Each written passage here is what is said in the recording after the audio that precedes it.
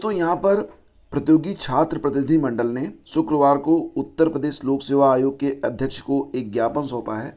इसमें उन भर्तियों को तत्काल प्रभाव से शुरू करने की मांग की गई है जो लंबे समय से विलंबित चल रही हैं और बिना वजह के चल रही हैं, जैसे कि एलटी ग्रेड और जीआईसी प्रवक्ता वगैरह की। लेकिन कुछ अहम मांगें भी इसमें शामिल हैं, जैसे कि ईडब्ल्यूएस वर्ग के जो छात्र हैं उनको अन्य कैटेगरी की तरह आयु सीमा में छूट देने की मांग की गई है। जैसा कि आप जानते हैं ईडब्ल्यूएस के लिए 10% का रिजर्वेशन तो है, लेकिन एज लिमिट में कोई भी छूट नहीं मिलती है, तो उनको भी आयु सीमा में छूट देने की बात कही गई। कोरोना काल में ओवर एज होने वाले छात्रों को आयु सीमा में कम से कम 5 साल की छूट देने की मांग की गई है। और प्रतिनिधिमंडल के शीतला प्रसाद ओझा का कहना है कि आयोग को 5000 से अधिक रिक्त पदों की सूचना मिल चुकी है। नया विज्ञापन जारी करने में देरी पर आंदोलन किया जाएगा।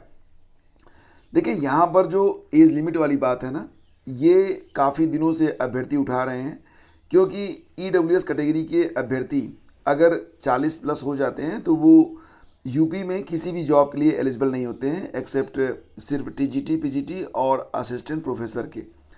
तो यहाँ पर मांग की जा रही है कि जिस प्रकार से अन्य वर्गों को एज लिमिट में छूट मिलती है वो छूट मिले। तो इसके लिए ज्ञापन सौंपा गया है। अब देखते हैं आगे क्या होता है। वहीं पर दोस्तों बात करें तो वीडियो री एग्ज़ाम के बारे में, आपकी जो परीक्षा हो रही है वो नियत समय पर, नियत तिथि पर होगी और इसमें कोई भी फेरबदल नहीं हुआ है। 26 और 27 जून को ये परीक्षा करवाई जाएगी और आपके जो परीक्षा केंद्र होंगे वो आपका मंडल मुख्यालय होगा। तो जिस भी मंडल में आप होंगे बस वहीं पर आपका सेंटर बना दिया जाएगा, जैसे कि वाराणसी मंडल हो गया, प्रयागराज हो गया, आजमगढ़ हो गया, ठीक है, अंबेडकर नगर हो गया। कुल 18 मंडल हैं, आप जानते ही हैं पूरे उत्तर प्रदेश में। तो सिर्फ मंडलों पर परीक्षा होगी, जिलों में ये परीक्षा नहीं हो रही है। जिलों में ये परीक्षा नहीं होगी, मंडलों में परीक्षा होगी, ये बात ध्यान रखिएगा। आपके एडमिट कार्ड बहुत जल्द आने वाले हैं। मुझे लगता है कि बस 2-3 दिनों में आपके एडमिट कार्ड जारी कर दिए जाएंगे। कुल पदों की संख्या 1953 है, ये तो आप जानते ही हैं। और अगर आप वीडियो एग्ज़ाम की तैयारी करना चाहते हैं प्रॉपर तरीके से, अगर आप अभी तक तैयार नहीं हुए हैं, तो हमारे जो प्रैक्टिस सेट इसमें अवेलेबल हो रहे हैं IAS PCS master class YouTube channel पर, उसको आप लोग लगाते रहें। और साथ ही साथ अगर करंट अफेयर में प्रॉब्लम आ रही है तो हमारी PDF आप परचेज कर सकते हैं, लिंक वीडियो के डिस्क्रिप्शन में दिया गया है। और देखो, कुल मिला के देखा जाए तो ग्राम पंचायत अधिकारी के 1527 पद हैं, ग्राम विकास अधिकारी के 362 पद हैं और पर्यवेक्षक समाज कल्याण के कुल 64 पद हैं। तो लगभग 1953, मतलब मान के चलिए कि 2000 के आसपास पदों पर भर्ती होने जा रही है। और इसमें भी नए छात्र आवेदन नहीं किए हैं तो पुराने छात्रों को काफ़ी फ़ायदा, काफ़ी राहत मिलेगी। यूपी में 7 सालों में छात्र घटते गए और शिक्षक बढ़ते गए, ये आंकड़ा निकल के सामने आ रहा है। तो यूपी में प्री प्राइमरी से लेकर हायर सेकेंडरी तक, इसको ऐसे समझो कि कक्षा 1 से लेकर 12 तक के छात्रों को लेकर बड़ा चौंकाने वाला तथ्य सामने आया है। वर्ष 2015-16 के शैक्षणिक सत्र में प्रदेश में इन कक्षाओं के पंजीकृत कुल छात्रों की संख्या थी 4,84,82,681। वर्ष 2021-22 में यह आंकड़ा 4,71,81,438, यानी कि बच्चों की संख्या में 13 लाख से अधिक जो है गिरावट आई। हालांकि कई गिरावट के बाद अब यह जो आंकड़ा है वो ऊपर चढ़ रहा है और प्रदेश का जो छात्र शिक्षक अनुपात है वो भी लगातार बेहतर हो रहा है।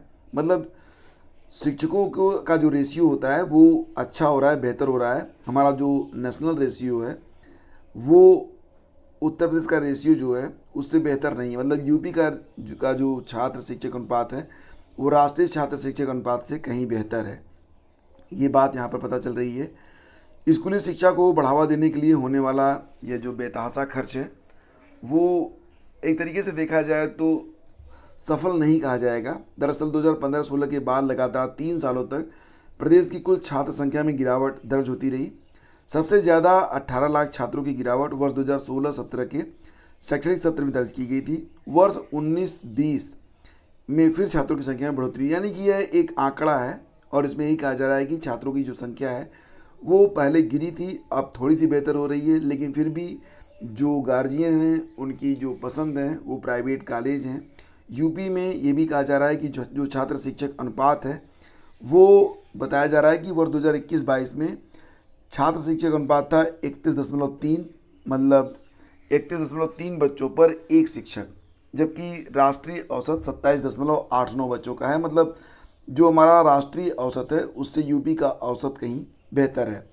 फिलहाल फ्रेंड्स, यूपी में हर साल बीएड और डीएलएड करके बहुत बड़ी संख्या में छात्र निकलते हैं। फिर वो यूपीटीटी और सीटीटी देकर शिक्षक भर्ती का इंतज़ार कर रहे हैं।